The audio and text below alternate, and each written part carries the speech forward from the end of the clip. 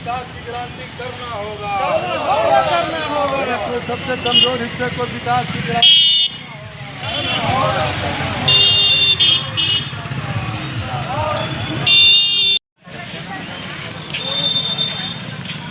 SC/ST महादलितों पे creamy layer क्या supreme court का आदेश जो आया है, क्या वो जायज़ है या नहीं? कुछ लोग हैं जो मसौरी में उतरे हुए हैं, माले के नेता लोग हैं। हम उन लोगों से जानने का प्रयास करेंगे कि क्रीमी लेयर क्या सही है या नहीं। तो आज आइए जानते हैं सुप्रीम कोर्ट का जो आदेश आया है उस पर क्या कहना चाहेंगे।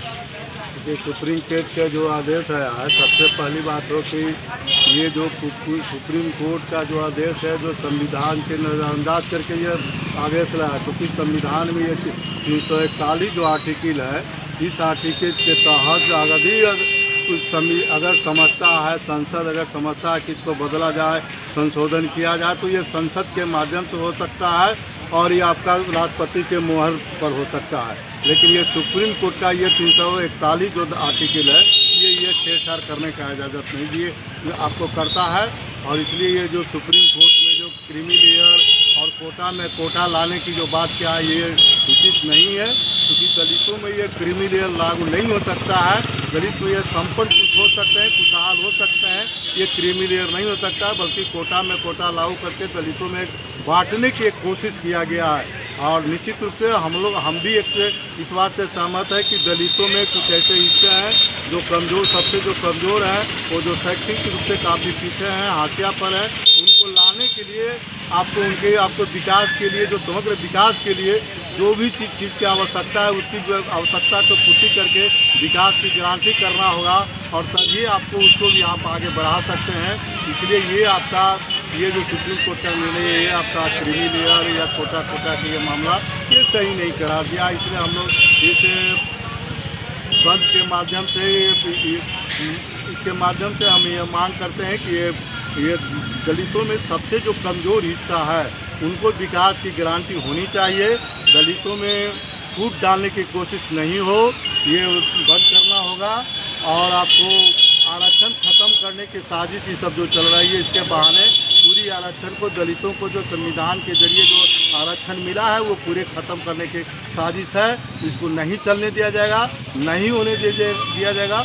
और इसी को लेकर के आज पूरे भारत में आज तमाम दलित लोग ये उतर करके साबित कर दिया कि दलितों में जो एकता को तोड़ने की जो कोशिश किया है, ये बेनकाब कर दिया है। और सब लोग एकजुट होकर के इस सवाल पर आपके पूरे भारत में हर शहर में चट्टी बाज़ार में आपको उतरा हुआ है। और इसी लेकर मसौरी में हम उतरे हुए हैं। भाकपा माले भी इस बात को सपोर्ट करते हैं। भाकपा माले नेता निगेश्वर पासवान, पूर्व मुख्यमंत्री जीतनराम मांझी जी का बयान आया है कि दलितों में अब क्रीमी लेयर होना चाहिए, चूँकि दलित में भी बहुत सारे लोग हैं जो कि आगे बढ़ चुके हैं। तो क्या जीतनराम मांझी का जो बयान आया है, उस बयान पे क्या कहना चाहते हैं? जीतनराम मांझी गुड़ खाते और गुलगुल्ला से परहेज करते हैं। जो भाजपा आरक्षण विरोधी रही है, आरक्षण को खत्म करके आपको जो चीज़ें दलितों को बांटने की जो कोशिश कर रही है, उस कोशिश के वो मुखर प्रवक्ता के रूप में आ रहे हैं। तो वो गुड़ खाते हैं और गुलगुल्ला से परहेज करते हैं। मैं उनसे तो कहना चाहूँगा कि जब क्रीमी लेयर है तो पहले अपने शहीद पूरे परिवारों को जो आगे बढ़ाना चाहते हैं, जो राजनीतिक कद करना चाहते हैं, वो छोड़े और जनरल सीट पर आकर के प्रतियोगिता करें। हम ये भी कहना चाहते हैं कि जरूर दलितों के एक हिस्से में कमज़ोर लोग हैं, और कमज़ोर लोगों का विकास करने की गारंटी सरकार को करना है, केंद्र सरकार और राज्य सरकार को, और अब तक नहीं किया है।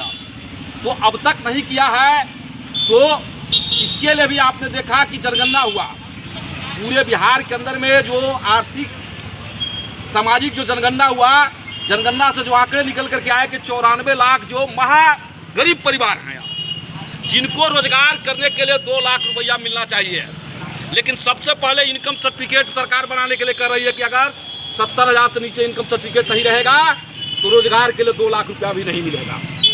तो ये जो उनके विकास का जो सवाल है, उनके ज़मीन का जो सवाल है, बेघर लोग हैं, जहाँ तहाँ रहते हैं, उनकी आवास नहीं है, इन सवालों को भाकपा माले जो संविधान प्रदत्त अधिकार है, ये आरक्षण के अधिकार को हटाने का मतलब क्या है संविधान प्रदत्त अधिकारों पर हमला है और ये भाजपाई साजिश है, जिस साजिश का हम मुंहतोड़ जवाब देंगे, मुकाबला करेंगे और हम जरूर कमजोर वर्गों के विकास की गारंटी की भी मांग कर रहा है कि कमजोर वर्गों का विकास होना चाहिए और जो आरक्षण की जो मूल भावना है, मूल भावना पर किसी भी तरह के कोई छेड़छाड़ करने की कोशिश करेगा तो ये बर्दाश्त नहीं किया जाएगा, ईंट से ईंट बजा दिया जाएगा, क्योंकि छेड़छाड़ करने का अधिकार भी हमारे द्वारा चुने हुए प्रतिनिधि को है।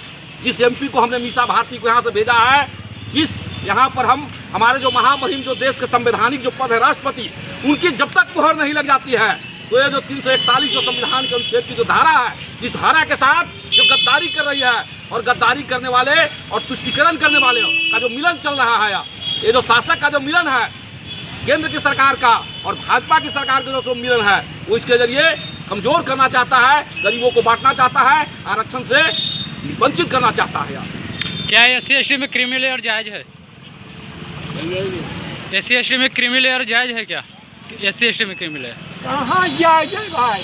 जब हम कह रहे हैं आज उसके विरोध में भारत क्यों बंद हुआ? आज ये मांझी जो कहते हैं कि हरियाणा में आज जो केंद्र में मंत्री बन गया, बिहार से ही गरीब समस्या बने हुए, ये लागू नहीं होना चाहिए।